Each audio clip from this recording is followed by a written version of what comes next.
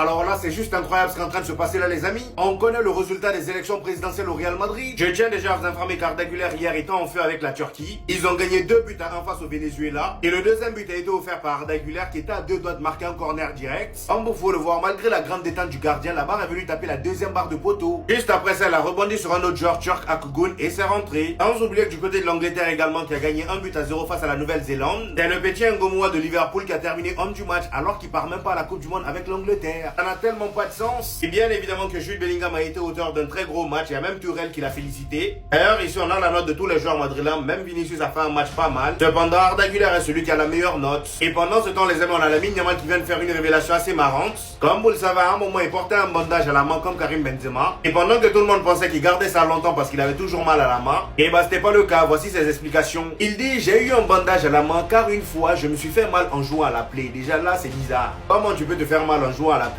Il dit: puis ensuite, j'ai vu que le bandage m'allait bien. On me faisait la blague comme quoi j'étais Karim Benzema. Du coup, ça me va bien, je l'ai gardé. Et bah voilà, même dans le flow, ça nous copie. Que ferait le Barça sans le Real Madrid, franchement? On termine avec les élections présidentielles du côté du Real Madrid, les amis. Au moment où je vous parle, autant vous dire qu'il n'y a plus match. On connaîtra les résultats à partir de 20 h ce soir. Sauf que là, il n'y a plus rien à faire, mis à part un miracle. Florentino Pérez l'a remporté haut la main. Est-ce que je suis étonné? Non. Le gars a récolté pour l'instant 68,6% de votes. Tandis que le pauvre Riquelme, malgré ses mensonges, il a récolté seulement 31,4%. Pour le coup, pour une première élection de sa part, c'est pas mal. On aura donc le verdict final ce soir à 20 h 30.